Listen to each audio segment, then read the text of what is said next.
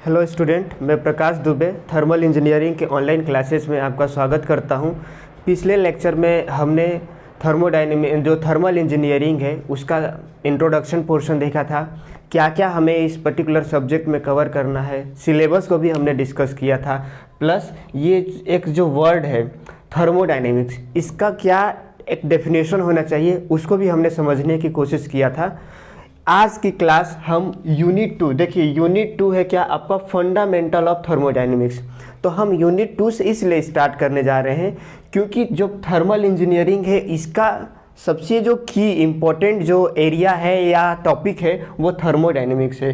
देखिए नाम से ही क्लियर क्या है, फंडामेंटल ऑफ थर्मोडायनेमिक्स, यानी थर्मल इंजीनियरिंग को समझने से पहले हमें फंडामेंटल ऑफ थर्मोडायनेमिक्स का नॉलेज होना बहुत ज़रूरी है। इसका एप्लीकेशन हर फील्ड में है। अगर आप यूनिट 2 का बात करो, यूनिट 3 का बात करो, यूनिट 4 का बात करो, सारे टॉपिक कहीं ना कहीं ये थर्मोडायनेमिक्स से ही रिलेटेड हैं। तो इसीलिए सबसे पहले हमारा फंडामेंटल अगर मजबूत रहेगा या अगर हम उसको समझे रहेंगे तो बाकी जो हमारे यूनिट हो उसको समझने में ज़्यादा हेल्पफुल मिलेगा। इसीलिए हमने ये टॉपिक को सबसे पहले लिया है, यूनिट फंडामेंटल ऑफ थर्मोडायनेमिक्स। एक बार जब हमारा फंडामेंटल पोर्शन कंप्लीट हो जाएगा तो उसके बाद हम फिर से यूनिट 1 और देन सारे टॉपिक को कवर करेंगे। ठीक है, तो चलिए हम आज की क्लास का स्टार्ट करते हैं थर्मोडायनेमिक्स से। तो देखिए थर्मोडायनेमिक्स इंट्रोडक्शन में हमने देखा था कि थर्मोडायनेमिक्स का मीनिंग क्या होता है, लेकिन इस क्लास में हम अगेन थर्मोडायनेमिक्स को डिफाइन करते हैं। तो देखिए थर्मोडायनेमिक्स जो होता है वो दो वर्ड से मिलकर बना हुआ है। एक तो हमारा जो वर्ड है वो क्या है, थर्म, और दूसरा जो वर्ड है वो है हमारा क्या, डायनेमिक्स। यानी ये दो वर्ड से मिलकर बना हुआ है। कौन, थर्मोडायनेमिक्स दो वर्ड से मिलकर बना हुआ है, थर्म और डायनेमिक्स। ये जो दोनों वर्ड हैं, ये दोनों वर्ड जो हैं वो ग्रीक वर्ड हैं, ग्रीक वर्ड। तो हम इस तरीके से भी लिख सकते हैं कि thermodynamics is made up of two word, one is therm, another is dynamics. Therm का मतलब होता है ग्रीक में हीट को हम लोग ग्रीक में थर्म बोलते हैं, जबकि डायनेमिक्स का मतलब होता है मोशन प्लस फोर्स का स्टडी। तो देखिए इंजीनियरिंग मैकेनिक्स में हम जानते हैं कि हम अगर किसी बॉडी के ऊपर फोर्स लगाते हैं तो उसमें डिस्प्लेसमेंट आएगा, यानी उसमें मोशन आया। जब फोर्स और डिस्प्लेसमेंट हो रहा है तो अल्टीमेटली क्या हो रहा है, उसके ऊपर कुछ वर्क हो रहा है। तो देखिए यहाँ पे हम इंजीनियरिंग मैकेनिक्स तो पढ़ने वाले नहीं है, हम लोग पढ़ने वाले थर्मोडायनेमिक्स, हीट इंजीनियरिंग, जहाँ पे हीट और उस किसी बॉडी के ऊपर कितना हीट आया और कितना उसका वर्क हुआ उसका स्टडी करेंगे। तो हम मोशन और फोर्स को यहाँ पे वर्क कंसिडर कर लेते हैं। तो अगर हम लिटरल मीनिंग देखें तो थर्मोडायनेमिक्स को हम कैसे डिफाइन कर सकते हैं, It is a branch of science in which we study about the relationship between heat and work। तो हम इसको लिख लेते हैं यहाँ पे,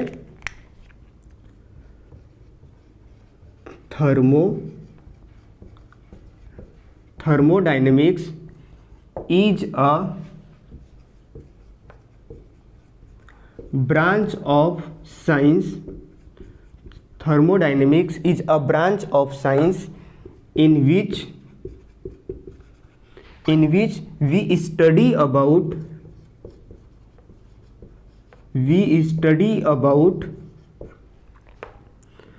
interaction between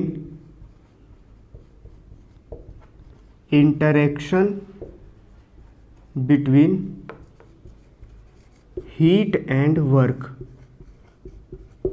क्लियर है? फर्स्ट डेफिनेशन थर्मोडायनेमिक्स का आपको क्लियर है।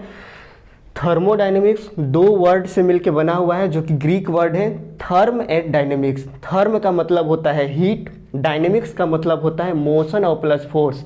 यानी हम डायनेमिक्स को थर्मल इंजीनियरिंग में हम वर्क भी बोल सकते हैं।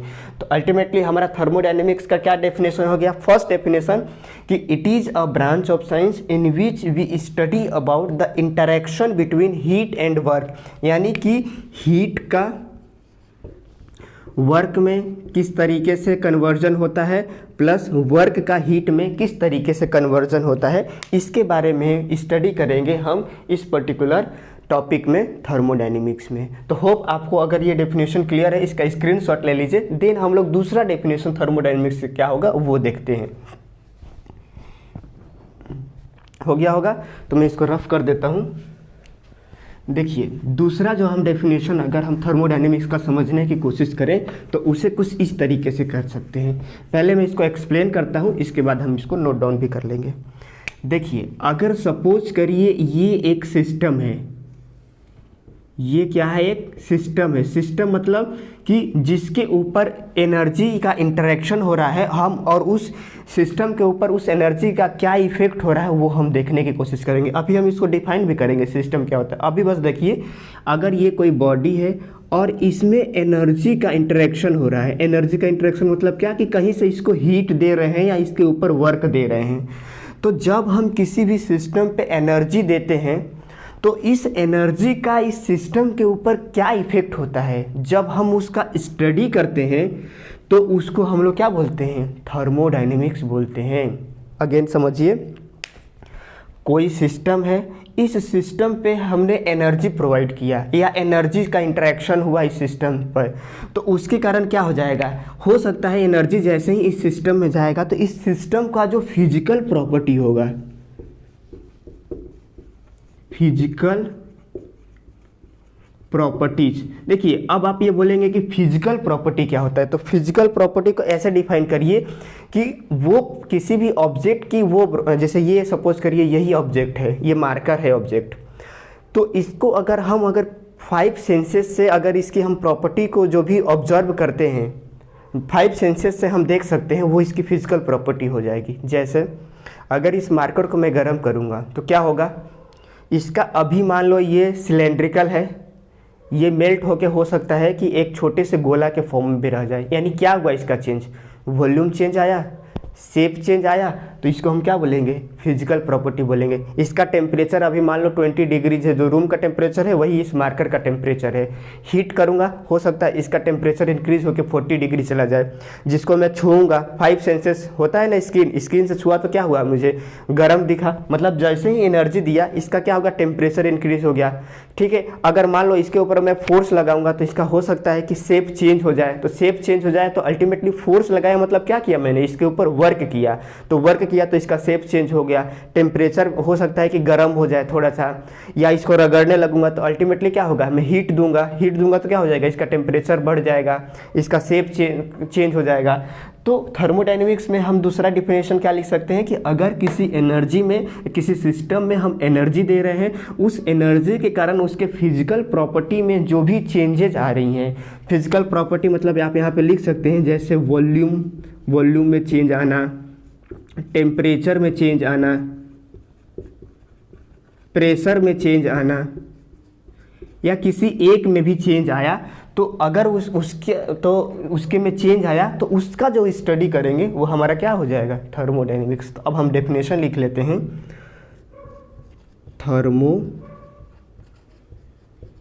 Thermodynamics is a branch of science, thermodynamics is a branch of science in which study the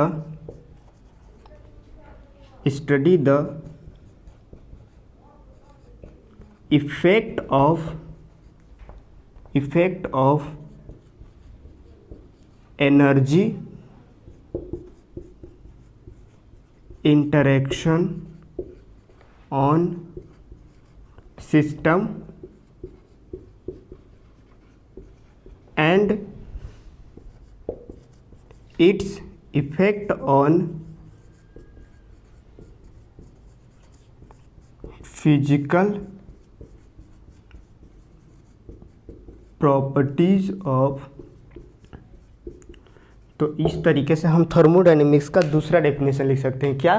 thermodynamics is a branch of science in which study the effect of energy interaction. उस system पे energy का interaction होने का क्या effect हो रहा है, और जब वो एनर्जी इंटरेक्शन हो रहा है तो उसके फिजिकल प्रॉपर्टी में क्या चेंज आ रहा है, अगर हम उसका स्टडी करेंगे तो हमारा क्या हो जाएगा? थर्मोडायनेमिक्स। तो इस तरीके से हम इसका दूसरा डेफिनेशन लिख सकते हैं। अब इस चीज़ को समझने के लिए मैं आपको एक एग्जाम्पल देता हूं जो कि रियल लाइफ का एग्जाम्पल है। वो कैसे?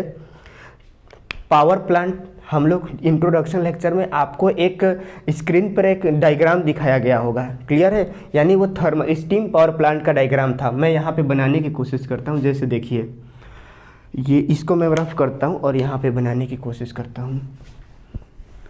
इसको आप लोग नोट डाउन कर लीजिएगा, देन इसको हम देखते हैं।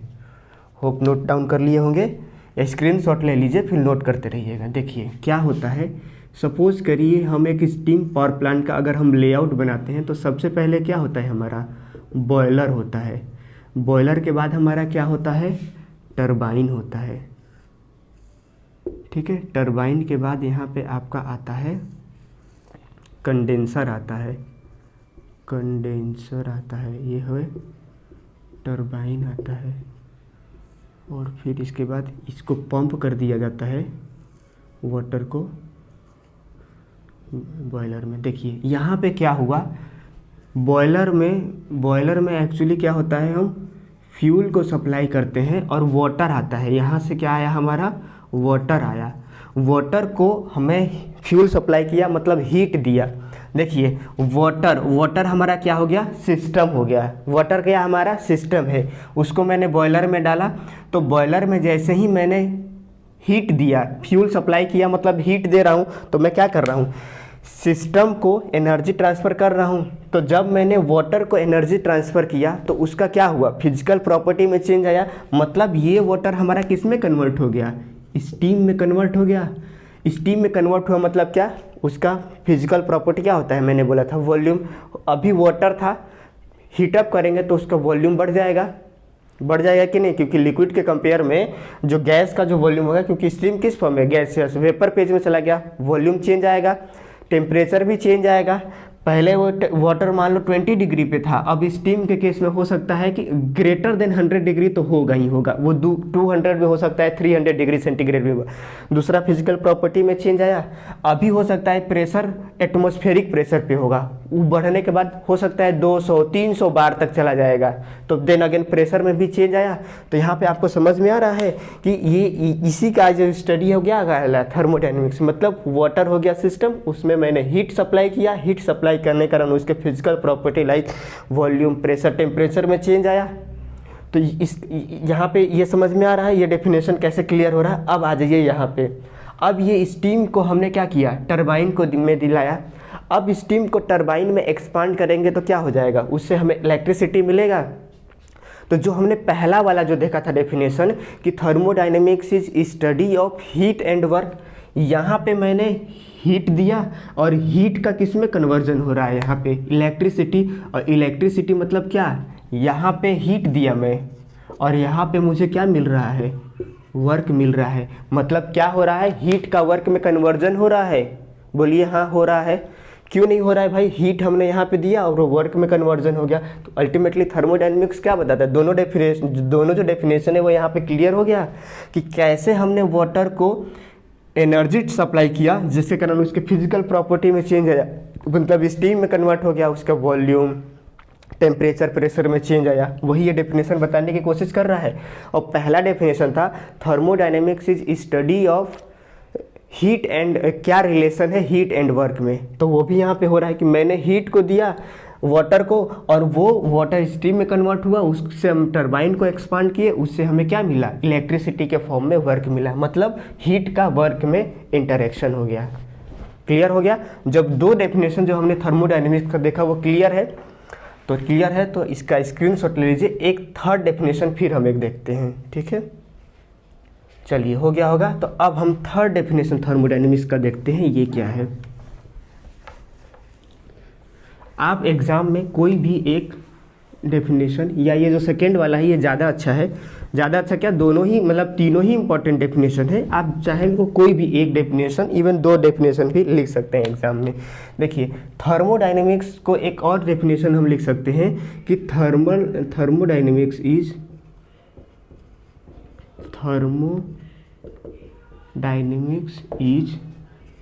स्टडी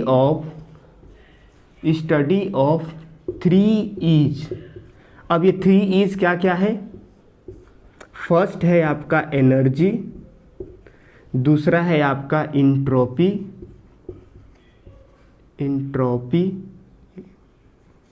और तीसरा है आपका equilibrium. Thermodynamics is study of 3 E, energy, entropy, equilibrium. Energy तो अभी हम देखें, इंट्रोपी अभी हम देखेंगे। अभी हम बस आप ये जानो कि इंट्रोपी एक होता है और इक्विलिब्रियम, जब किसी सिस्टम पे एनर्जी प्रोवाइड किया जाता है तो उसमें ऑब्वियसली कुछ चेंज आएगा। चेंज होने के बाद वो क्या करेगा, एक स्टेबल स्टेट में आने की कोशिश करता है, तो वही हमारा क्या होता है, इक्विलिब्रियम। ये भी अलग अलग टाइप का होता है, thermal equilibrium, mechanical equilibrium, chemical equilibrium, तो अभी हम देखेंगे। अभी बस ये डेफिनेशन अभी हमने थर्मोडायनेमिक्स का 3 देखा। फर्स्ट क्या था, thermodynamics is a branch of science in which we study about the heat and work interaction. 2 word से मिलकर बना हुआ था, थर्म एंड डायनेमिक्स। थर्म मतलब हीट, डायनेमिक्स मतलब वर्क। तो वर्क का हीट में कैसे इंटरेक्शन हो रहा है या क्या रिलेशन है, उसका स्टडी हम थर्मोडायनेमिक्स में करते हैं। दूसरा डेफिनेशन हमने क्या देखा कि जब किसी बॉडी के ऊपर हम एनर्जी देते हैं, एनर्जी सप्लाई करते हैं, तो उसके फिजिकल प्रॉपर्टी में क्या इफेक्ट आता है, उसका जब हम स्टडी करेंगे तो वो हम क्या कहलाएगा, हमारा थर्मोडायनेमिक्स कहलाएगा। तीसरा डेफिनेशन हमने क्या किया कि thermodynamics is study of 3 E's। 3 E's मतलब क्या, एनर्जी, इंट्रोपी, इक्विलिब्रियम। सेकेंड में ये आएगा, बहुत ही इंपॉर्टेंट है थर्मल इंजीनियरिंग के लिए। As a mechanical engineering entropy बहुत इंपॉर्टेंट है। अभी मैं डिस्कस नहीं करता हूँ, जब ये टॉपिक आएगा तब हम डिस्कस करेंगे। क्लियर है? तो होप आप लोग ये जो 3 डेफिनेशन है थर्मोडायनेमिक्स का, ये आप लोग नोट कर लिए होंगे। अब हम आगे बढ़ते हैं, ठीक है। तो देखिए अब हम अगर थर्मोडायनेमिक्स को देखें तो देखिए हमारा जो थर्मोडायनेमिक्स होता है इसका हम 2 अप्रोच होता है। Approaches of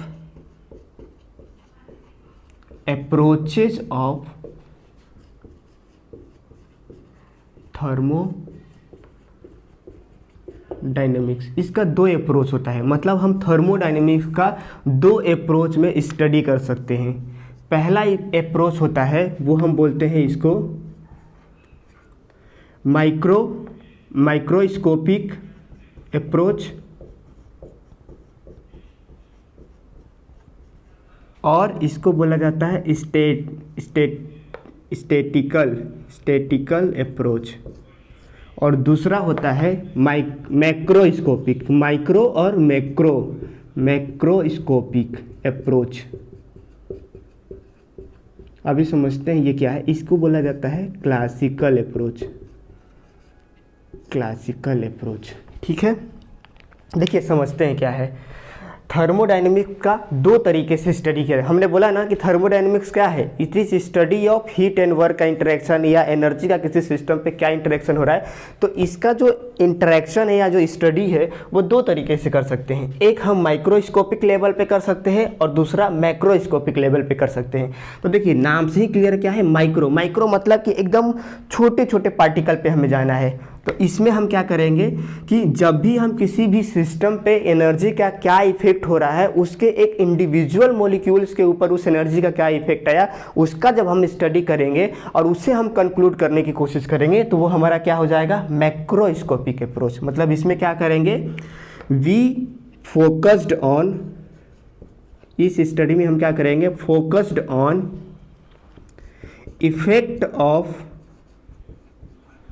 effect on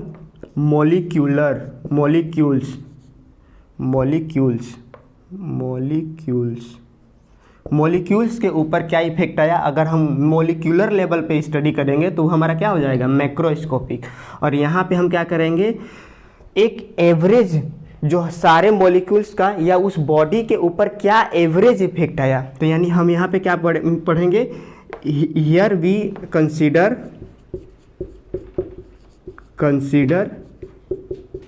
effect of average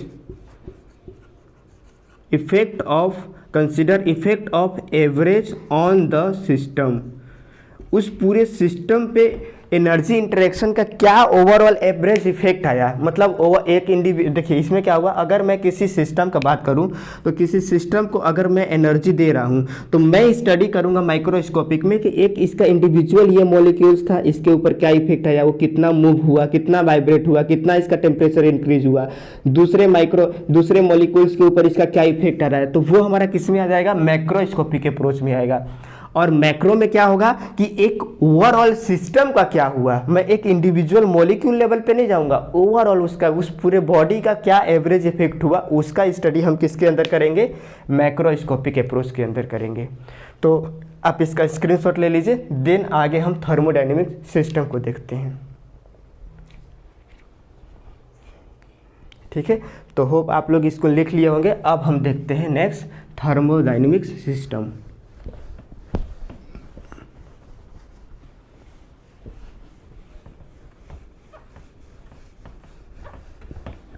देखिए, तो हम अब देखते हैं सिस्टम क्या होता है। सिस्टम को हम डिफाइन करेंगे, या सिस्टम ना बोल के इसको हम क्या बोलेंगे, थर्मोडायनेमिक सिस्टम। तो पहले हम इसका डेफिनेशन लिख लेते हैं, देन इसको समझने की कोशिश करते हैं। देखिए, थर्मोडायनेमिक सिस्टम क्या होगा, it is defined as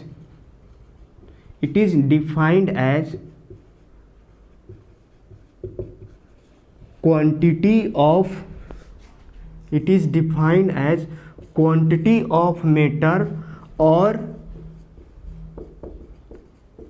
region in space on which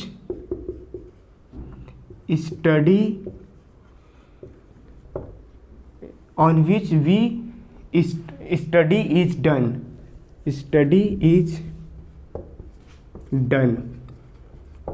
क्या हुआ इसका definition, it is defined as quantity of matter और region in space on which study is done. इसको डेफिनेशन को हम देखते हैं, ये क्या बोलने की कोशिश कर रहा है, बहुत ही सिंपल है।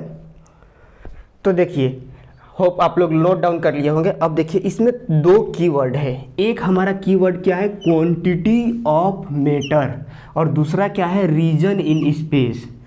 तो सपोज करिए इसको हम कुछ इस तरीके से समझते हैं, जैसे हमने अभी सिस्टम क्या लिया था, पावर प्लांट वाले में वाटर लिया था। वाटर क्या लिया था हमने, बॉयलर में वाटर को डाला था, वाटर में हमने हीट दिया तो क्या हुआ, वाटर स्टीम में कन्वर्ट हो गया। मतलब अल्टीमेटली हमारा फोकस किस पे था, किसके इफेक्ट के ऊपर था, वाटर के इफेक्ट के ऊपर था। तो वाटर हमारा क्या हो गया, सिस्टम हो गया। मतलब क्वांटिटी ऑफ मैटर, कुछ क्वांटिटी ऑफ मैटर है जिसके ऊपर हम एनर्जी का इंटरेक्शन, एनर्जी दे रहे हैं और स्टडी कर रहे हैं कि उस क्वांटिटी ऑफ मैटर में क्या चेंज आया, तो वो हमारा क्या हो गया, सिस्टम हो गया। या सपोज करिए ये रूम है, इस रूम में अब जैसे गर्मी का दिन आ जाएगा तो हमारा मेन पर्पज़ क्या रहेगा कि किस तरीके से मैं इस रूम के टेम्परेचर को मेंटेन करूं। बहुत 30 डिग्री 40 डिग्री चला जाएगा तो मेरा पर्पज़ ये रहेगा कि कैसे मैं 20 डिग्री इस रूम के टेम्परेचर को करूं। तो ये जो पूरा रूम हो गया, ये हमारे लिए क्या हो गया, रीजन इन स्पेस, जिसके ऊपर हम फोकस कर रहे हैं कि कैसे इसमें कुछ एनर्जी इंटरेक्शन करके जो मेरा डिजायर, जो मैं चाहता हूँ उस चीज़ को वो अचीव कर सकूँ। तो वो हमारा रीजन इन स्पेस क्या हो गया, सिस्टम हो गया। मतलब ये रूम, जिसका मैं रूम का टेम्परेचर मेंटेन करना चाहता हूँ, ये हमारे लिए एक सिस्टम हो गया जिसके ऊपर हम स्टडी को फोकस कर रहे हैं कि इसके टेम्परेचर को मेंटेन कर सकें। तो इसी पर हम अपना स्टडी कर रहे हैं कि एनर्जी इंटरेक्शन का क्या इफेक्ट हो रहा है, कितना टेम्परेचर, कितना एनर्जी हम बाहर निकालें, या कितना टन का मैं रेफ्रिजरेशन एसी लगाऊं कि इस रूम का टेम्परेचर, जो मेरा डिजायर टेम्परेचर है, वो मेंटेन कर सके। मतलब मेरा फोकस किसके ऊपर है, इस रूम के ऊपर है। तो ये रूम हमारे लिए उस समय क्या हो जाएगा, सिस्टम हो जाएगा। समझ में आया। तो सिस्टम क्या हो गया, जिसके ऊपर हम एनर्जी का इंटरेक्शन करते हैं और जिससे ही एनर्जी का इंटरेक्शन करते हैं तो उस जिसका प्रॉपर्टी में चेंज आता है वो हमारा क्या हो जाएगा, सिस्टम हो जाएगा। जैसे एक और एग्जांपल लेते हैं, जैसे मैं ये बोलूँ कि एक कप ऑफ टी है, गरम टी है, ठीक है। अब मैं ये बोलूँ कि हमें ये फाइंड आउट करना है कि कितने देर में इसका अभी टेम्परेचर मान लीजिए, जब मैं चाय को बनाया था उस समय इसका टेम्परेचर मान लीजिए 60 डिग्री था। अब ऑब्वियसली अगर इसको टेबल पर रख दोगे तो कुछ टाइम के बाद इसका टेम्परेचर क्या हो जाएगा, रूम का टेम्परेचर जो कि मान लो 20 डिग्री है तो वहाँ पे आ जाएगा। तो मैं आपको ये बोलूँ कि कितना अमाउंट ऑफ एनर्जी जो है 60 डिग्री से 20 डिग्री जाने में हुआ है। क्लियर है? तो अल्टीमेटली क्या हुआ, एनर्जी इंटरेक्शन हुआ ना, मतलब इससे एनर्जी, कप ऑफ टी से एनर्जी किस में गया, इन्वायरमेंट में गया। तो इन्वायरमेंट पे गया मतलब एनर्जी का इंटरेक्शन हुआ। तो अब मैं बोलूँ कितना निकला, तो कितना निकला मतलब मैं क्या फोकस करूंगा कि पहले इसका 60 डिग्री था, अब इसका 20 डिग्री आ रहा है, मतलब कि कहाँ से एनर्जी निकल रहा है, इस बॉडी से निकल रहा है। तो ये बॉडी का जब मैं स्टडी करूंगा कि इसके ऊपर क्या इफेक्ट आया या कितना इसमें चेंजेस आया 60 से 20 आने में, तो ये हमारे लिए क्या हो गया, सिस्टम हो गया, मतलब क्वांटिटी ऑफ मैटर हो गया, हम ये बोल सकते हैं। या जैसे रूम का मैंने एग्जांपल लिया कि गर्मी के दिन में मैं रूम को कूल करना चाहता हूँ, बहुत ज़्यादा टेम्परेचर रहता है तो एसी लगा के, तो इस रूम के टेम्परेचर में कितना चेंज आया उसका हम स्टडी करेंगे। तो उस समय के लिए वो रूम हमारे लिए क्या हो जाएगा, सिस्टम हो जाएगा, जिसके ऊपर हम स्टडी फोकस कर रहे हैं उसके टेम्परेचर को मेंटेन करने के लिए। तो होप आपको ये सिस्टम क्या होता है समझ में आ गया। बस सिस्टम का एक सिंगल वर्ड कि जिसके ऊपर हम एनर्जी के इंटरेक्शन का इफेक्ट देखने की कोशिश कर रही है वही हमारा क्या है, सिस्टम है। ठीक है, तो देखिए दो चीज़ सिस्टम को हमने दो कीवर्ड लिखा हुआ है, तो ये कीवर्ड भी और समझ लेते हैं कि क्या है। पहला वर्ड हमने लिखा है क्या, quantity of matter, quantity of matter. इसको एक और वर्ड यूज किया जाता है, याद रखिएगा, कंट्रोल मास सिस्टम। मतलब क्वांटिटी ऑफ मैटर बोलेगा मतलब क्या, कंट्रोल मास सिस्टम। एग्जांपल क्या हो जाए, जैसे एक गरम आयरन ब्लॉक है, उस आयरन ब्लॉक को अगर मैं मान लीजिए पानी में डाल दिया, तो अब हम ये स्टडी करेंगे कि कितने समय पे उसका जो टेम्परेचर है वो मान लीजिए 100 डिग्री था तो 20 डिग्री आ गया। तो मतलब अल्टीमेटली हम किस पे स्टडी कर रहे हैं, उस आयरन ब्लॉक का स्टडी कर रहे हैं कि क्या उसमें चेंज आया। तो उस समय हमारा जो आयरन मास हो जाएगा वो क्या हो जाएगा, क्वांटिटी ऑफ मैटर या कंट्रोल मास हो जाएगा। दूसरा वर्ड क्या है, रीजन इन स्पेस। तो रीजन इन स्पेस मतलब क्या, रूम के बारे में हमने डिस्कस किया था, रीजन इन स्पेस। तो इसको एक और वर्ड से डिनोट किया जाता है, वो बोला जाता है control volume, control volume system.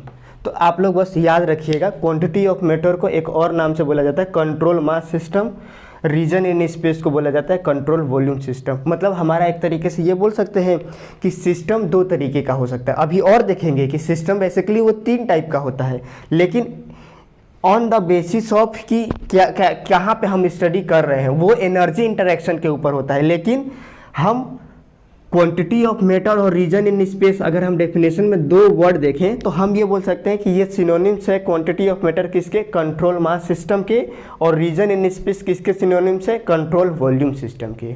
तो आप इसको इतना नोट डाउन कर लीजिए। इसके बाद हम अब डेफिनेशन तो हमारा हो ही गया, सिस्टम मतलब क्या, जिसके ऊपर हमारा एनर्जी का क्या इफेक्ट हो रहा है, जिस पे हम फोकस कर रहे हैं, जिस पर्टिकुलर रीजन या जिस पर्टिकुलर ऑब्जेक्ट के ऊपर, तो वो हमारे लिए क्या हो जाएगा, सिस्टम हो जाएगा। देन हम देखते हैं इसका टाइप्स ऑफ सिस्टम। तो इसको पहले नोट डाउन कर लीजिए, फिर हम टाइप्स ऑफ सिस्टम देखते हैं। ठीक है,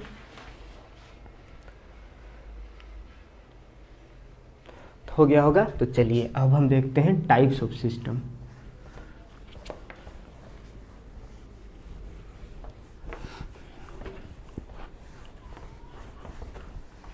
थर्मोडायनेमिक सिस्टम। तो थर्मोडायनेमिक सिस्टम जो होता है, तो यहाँ पे लिख लीजिए 3 टाइप से होते हैं, 3 टाइप्स। मैं यहाँ पे एक अलग अलग डिफ्रेंशिएट कर देता हूँ हम, और इसका डिफरेंस भी साथ साथ लिखते जाते हैं। Thermodynamic system is classified into 3 types. पहला क्या हो जाएगा हमारा, क्लोज सिस्टम हो जाएगा। दूसरा हमारा क्या हो जाएगा, ओपन सिस्टम हो जाएगा। और तीसरा हमारा क्या हो जाएगा, आइसोलेटेड सिस्टम। तो thermodynamic system is classified into 3 type. One is close system, another is open system, third is isolated system. ठीक है। तो देखिए क्लोज सिस्टम क्या होता है। क्लोज सिस्टम उस सिस्टम को बोलते हैं जिसमें हम केवल और केवल एनर्जी का इंटरेक्शन के बारे में डिस्कस करते हैं। जैसे एनर्जी का इंटरेक्शन मतलब क्या हुआ कि अगर मैं सपोज करो ये एक सिस्टम लेता हूँ, तो इसमें हमने एनर्जी दिया, तो कितना एनर्जी इसमें इन हुआ, कितना एनर्जी आउट हुआ। तो केवल हम एनर्जी के इंटरेक्शन का ही बात करेंगे, ओनली फोकस ऑन एनर्जी, कि कितना एनर्जी आया और कितना एनर्जी गया। तो जब वैसे सिस्टम के बारे में हम बात करेंगे, और प्लस दूसरी चीज़ क्या है कि ऑलवेज इसका जो मास होगा वो कांस्टेंट रहेगा, मास में कोई भी चेंज नहीं आएगा। मतलब ऐसा सिस्टम जिसका मास तो कांस्टेंट है और केवल उसमें एनर्जी का कितना आदान प्रदान हो रहा है, उसका जब हम केवल एनर्जी का आदान प्रदान हो रहा है तो उसका स्टडी जब हम करेंगे तो वैसे सिस्टम को हम बोलते हैं क्या, क्लोज सिस्टम। मतलब मास का कोई ट्रांसफ़र नहीं होगा, जितना क्वांटिटी ऑफ मास मतलब 10 kg है तो ये थ्रू आउट 10 kg ही रहेगा, केवल एनर्जी हो सकता है आए और एनर्जी चला जाए। तो ऐसे सिस्टम को हम क्या बोलेंगे, क्लोज सिस्टम बोलेंगे। दूसरा हमारा होता है ओपन सिस्टम। ऐसा सिस्टम जिसमें मास का भी आदान प्रदान हो रहा है और एनर्जी का भी आदान प्रदान हो रहा है। जैसे इसका एग्जांपल हम कैसे ले सकते हैं, जैसे देखिए स्टीम पावर प्लांट का जब हम बोले थे तो उसमें क्या था, सपोज करिए ये एक बॉयलर है, तो बॉयलर में क्या हो जाएगा, यहाँ से वाटर आएगा, हमारा मेन सिस्टम उस समय क्या हो गया, वाटर हो गया। वाटर यहाँ पे मान लो 10 kg आया, यहाँ से मान लो वेपोराइज हो के 5 kg गया, यहाँ पे मैंने एनर्जी दिया, यहाँ पे वो एनर्जी के स्टीम के फॉर्म में चला गया। मतलब क्या हो रहा है, यहाँ मास का भी आदान प्रदान हो रहा है, मास भी ट्रांसफ़र हो रहा है, मास आ रहा है जा रहा है और एनर्जी भी आ रहा है जा रहा है। तो ऐसे सिस्टम को हम क्या बोलेंगे कि जहाँ पे मास का भी ट्रांसफ़र हो और एनर्जी का भी ट्रांसफ़र हो, वैसे सिस्टम को हम क्या बोलेंगे, ओपन सिस्टम बोलेंगे।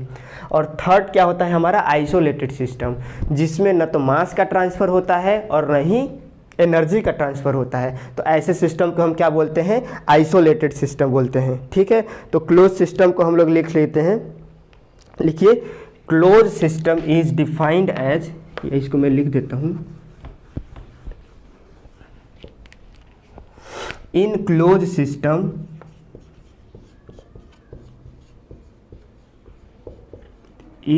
System only energy interaction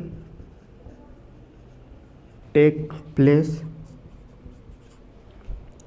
there is no mass transfer. और जब मास ट्रांसफ़र नहीं है इसलिए क्लोज सिस्टम को क्या जाता है, क्या कहा जाता है, तो क्लोज सिस्टम इसलिए इसको क्या बोला जाता है, फाइनाइट या control mass system. It is also known as control mass system. इसको नोट डाउन कर लीजिए। In close system only energy interaction take place, there is no mass transfer and it is also known as control mass system. जबकि वही हम इसका example भी देखेंगे, पहले हम लोग इसका लिख लेते हैं। अब हम लिखते हैं किसके लिए, ओपन सिस्टम के लिए। तो ओपन सिस्टम में क्या होता है, इन ओपन सिस्टम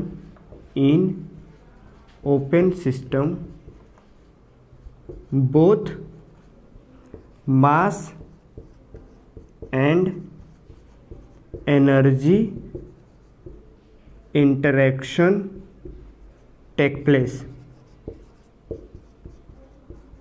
और इसको क्या कंसीडर किया जाता है, इसको क्या बोल रहे हैं हमने, कंट्रोल मास सिस्टम। तो इसमें देखिए क्या हो रहा है, कंट्रोल मास मतलब क्या कि मास कांस्टेंट है और उसमें हमारा क्या होता है, मास कांस्टेंट नहीं होता है बल्कि वॉल्यूम कांस्टेंट रहता है। वो कैसे, जैसे देखिए ये रूम है, हमने बोला ना ये रूम के बारे में हम स्टडी करेंगे, इसका टेम्परेचर को कांस्टेंट रहता है। तो इसका क्या दीवार को हम आगे पीछे कर सकते हैं क्या, रूम जो बन गया वो बन गया, मतलब इसका वॉल्यूम क्या है, कांस्टेंट ही है। इसमें हवा आएगा, हवा बाहर जाएगा, मतलब सम अमाउंट ऑफ हीट आया, एयर के फॉर्म में और गया, तो एनर्जी इंटरेक्शन हुआ, प्लस हवा भी कुछ मास लेके आया और हवा कुछ लेके बाहर गया। मतलब क्या क्या हो रहा है, मास का भी आदान प्रदान इससे हो रहा है। होता है ना कि एक तरीके से हवा आता है और फैन लगा रहता है, वो उसको बाहर कर देता है, तो मास का इंटरेक्शन हुआ ना, हवा का कुछ मास आया कुछ मास गया। एनर्जी भी, हवा कुछ एनर्जी लेके आएगा कुछ लेके जाएगा, तो दोनों यहाँ पे इंटरेक्शन हुआ। लेकिन वॉल्यूम क्या हो गया, ये दीवार तो फिक्स है तो वॉल्यूम तो चेंज नहीं होगा, इसलिए हम इसको क्या बोला जाता है, hence it is known as control volume system. Hence it is known as control volume system. अब हम थर्ड वाला भी देख लेते हैं। थर्ड हमने क्या लिखा है, आइसोलेटेड सिस्टम। तो आइसोलेटेड सिस्टम में क्या हो गया, in this system, in isolated system, in isolated system no mass and energy interaction take place. न मास का ट्रांसफ़र होगा न एनर्जी का ट्रांसफ़र होगा, ऐसे सिस्टम को हम क्या बोलेंगे, आइसोलेटेड सिस्टम लिखेंगे। तो पहले आप इसको नोट डाउन कर लीजिए, देन इसको हम लोग आगे एग्जांपल देखते हैं। ठीक है, तो होप आप लोग इसको लिख लिए होंगे। अब यहाँ पे मैं इसको रफ करता हूँ और यहाँ पे इसको आगे और लिखते हैं। देखिए, ये जो वर्ड हमने स्टेटमेंट लिखा हुआ है उसको हम कुछ इस तरीके से भी शो कर सकते हैं कि अगर ये एक सिस्टम है तो इस सिस्टम में केवल क्या हो जाएगा, एनर्जी का इन होगा, एनर्जी इन होगा और यहाँ पे एनर्जी आउट होगा। इसके अलावा मास का कोई नहीं होगा, फिक्स्ड मास है। यहाँ पे मैं लिख सकता हूँ फिक्स्ड मास या नो मास ट्रांसफ़र, ये लिख सकते हैं। तो इसका एग्जाम्पल लिख लीजिए क्लोज सिस्टम का। जैसे देखिए, ये एक मान लीजिए पिस्टन है और यहाँ पे क्या लगा हुआ है, एक सिलेंडर लगा हुआ है और इसके हेल्प से यहाँ पे जो एयर है उसको मैं क्या करना चाह रहा हूँ, कंप्रेस करने की कोशिश कर रहा हूँ। तो देखिए, यहाँ पे जो भी एयर है उसका मास तो फिक्स है क्योंकि ये बल्ब क्लोज है, बाहर तो जा नहीं सकता। और केवल क्या हो रहा है, मैं यहाँ पे एफ फोर्स लगाऊंगा, मतलब वर्क किया तो इसमें क्या हो जाएगा, ये इसमें हीट अप हो जाएगा, हीट हो जाएगा। क्लियर है, तो केवल एनर्जी का इंटरेक्शन हो रहा है, कोई भी मास का नहीं हो रहा है। तो एग्जाम्पल क्या हो जाएगा, पिस्टन सिलेंडर अरेंजमेंट। पहला एग्जाम्पल इसका क्या हो जाएगा क्लोज सिस्टम का, पिस्टन सिलेंडर अरेंजमेंट। ठीक है, और एक कप ऑफ टी को मैं टेबल पर रख दिया तो उसके बारे में स्टडी करेंगे। तो देखिए, उसमें एनर्जी का होगा लेकिन जितना चाय में कप है वो तो उतना ही मेंटेन रहेगा, तो मास का ट्रांसफ़र नहीं हो रहा है। केवल एनर्जी जो है वो हीटेड जो कप ऑफ टी है उससे एनर्जी बाहर होकर किस में चला जाएगा, इन्वायरमेंट में चला जाएगा, सराउंडिंग में चला जाएगा। तो यहाँ पे आप लिख सकते हैं जैसे कप ऑफ टी, तो ये इसका एग्जाम्पल हो गया किसके, क्लोज सिस्टम का। जबकि ओपन सिस्टम का क्या हो सकता है, उसको हम अगर डायग्राम के फॉर्म में बनाएं तो क्या होगा कि अगर ये एक सिस्टम है ओपन सिस्टम, तो इसमें क्या हो जाएगा, मास भी इन होगा, मास भी इन होगा, मास भी इसमें आउट हो जाएगा और एनर्जी का भी क्या हो जाएगा, एनर्जी इन होगा और एनर्जी का भी क्या हो जाएगा, आउट होगा। ये क्या हो जाएगा, हमारा ओपन सिस्टम हो जाएगा। इसका एग्जाम्पल क्या हो जाएगा, जितने भी इंजीनियरिंग इक्विपमेंट हैं, यहाँ पे लिख लीजिए example, all engineering equipment, all engineering equipment. जैसे एग्जाम्पल टरबाइन हो गया, बॉयलर हो गया, कंडेंसर हो गया, ये सब सारे किसके एग्जाम्पल हैं, ओपन सिस्टम के एग्जाम्पल हैं। कैसे ओपन सिस्टम, टरबाइन में स्टीम आएगा, मान लीजिए m1 amount of turbine steam आया, m1 अमाउंट बाहर भी तो निकल जाएगा ना ब्लेड को घुमाने के बाद, वो अपने साथ high amount of energy steam लेके आएगा और जब निकलेगा तो अमाउंट ऑफ एनर्जी किसको ट्रांसफर, ब्लेड को दे देगा, जो ब्लेड किस में कन्वर्ट कर देता है, वर्क में कन्वर्ट कर देता है। तो एनर्जी भी कम हुआ, तो मतलब एनर्जी का भी इंटरेक्शन हुआ और मास का भी। वही सेम बॉयलर के केस में हुआ, बॉयलर में सम वाटर आया मान लीजिए 10 केजी वाटर हमने डाला, 5 केजी वो स्टीम के फॉर्म में कन्वर्ट होकर टरबाइन की तरफ हमने भेज दिया, तो मास का ट्रांसफ़र हुआ। हमने fuel amount of energy fuel से दिया तो एनर्जी का ट्रांसफ़र हुआ, वाटर ने हीट लिया और हीट लेके वो स्टीम में कन्वर्ट होकर बाहर आया, मतलब स्टीम के फॉर्म में एनर्जी लेके बाहर निकला। तो मतलब मास का भी ट्रांसफ़र हुआ, एनर्जी का भी ट्रांसफ़र हुआ, किस में? ओपन सिस्टम में। तो ये हो गया हमारा डेफिनेशन ओपन सिस्टम का और एग्जाम्पल भी हो गया। अब थर्ड देखिए आइसोलेटेड सिस्टम। आइसोलेटेड सिस्टम मतलब ऐसा सिस्टम जिसका किसी से कोई मतलब नहीं है। देख होता है ना, बोलते हैं कि यार तुम तो आइसोलेटेड हो गए हो। आइसोलेटेड हो गए हो मतलब क्या? जिस तुमको किसी से कोई मतलब नहीं, ना इसमें मास का ट्रांसफ़र होगा कहीं से, ना एनर्जी का ट्रांसफ़र होगा। तो ऐसा एग्जाम्पल क्या हो सकता है? देखिए जैसे हम थर्मस जो लेते हैं, तो थर्मस में क्या होता है, जितने पानी डालते हैं तो वही टेम्परेचर मेंटेन रहता है, लेकिन रियल में वो थर्मस जो है वो आइडियल ओपन सिस्टम नहीं है, क्योंकि एक टाइम के बाद आप देखेंगे कि कितना भी हीटेड वाटर होगा वो कहीं ना कहीं क्या हो जाएगा, उसका टेम्परेचर कम हो जाता है। तो देखिए अगर वो परफेक्टली इंसुलेटेड रहे, मतलब कि उसको इस तरीके से हम बनाएं कि उससे हीट बाहर ही नहीं निकले, तो वो एग्जाम्पल हो सकता है आइसोलेटेड सिस्टम। लेकिन जो प्रैक्टिकली जो हम लोग यूज़ करते हैं तो उसमें कहीं ना कहीं एक टाइम के बाद धीरे धीरे टेम्परेचर कम हो जाता है, तो वो परफेक्टली नहीं होता है, तो इसलिए उसको हम कंसिडर कर सकते हैं। इसलिए हम क्या लिखेंगे यहाँ पे, परफेक्टली इंसुलेटेड थर्मस। जो नॉर्मल हम यूज़ करते हैं वो थर्मस नहीं, क्योंकि उसमें कहीं ना कहीं टेम्परेचर कम हो जाता है। तो यहाँ पे एग्जांपल आ जाएगा हमारा परफेक्टली इंसुलेटेड थर्मस।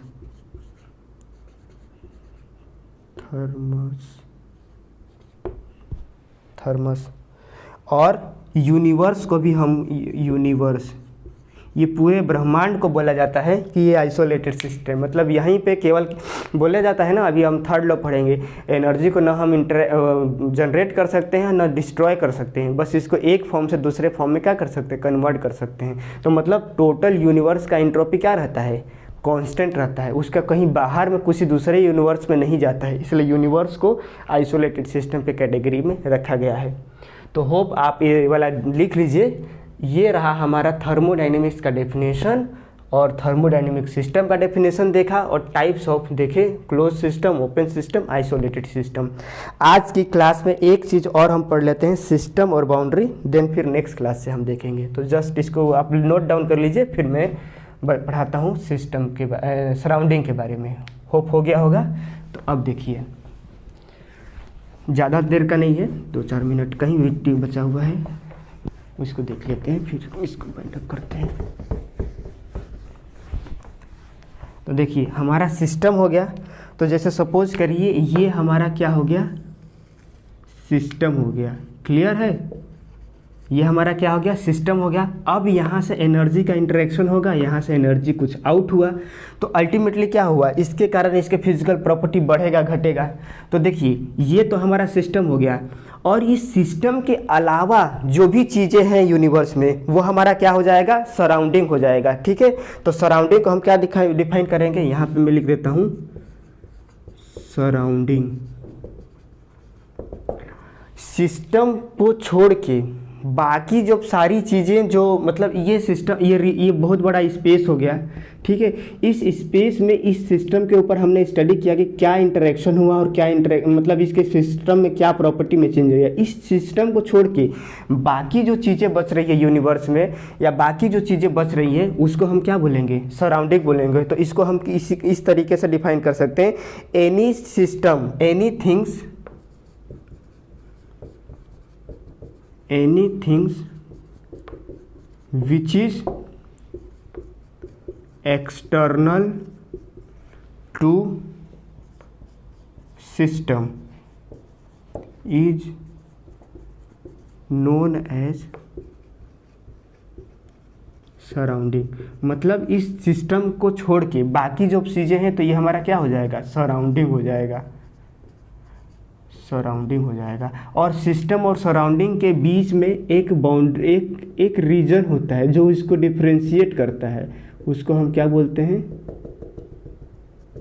बाउंड्री बोलते हैं। तो ये हमारा क्या हो जाएगा, बाउंड्री हो जाएगा। मतलब क्या हो गया, जैसे सपोज करो हम बॉडी है, हम इस रूम पे हैं, तो हम ये बोलना चाह रहे हैं कि हमारे बॉडी के ऊपर में इस रूम के टेम्परेचर का क्या इफेक्ट पड़ रहा है। तो मैं स्टडी किसका कर रहा हूँ, अपने बॉडी के टेम्परेचर में क्या चेंज आया है।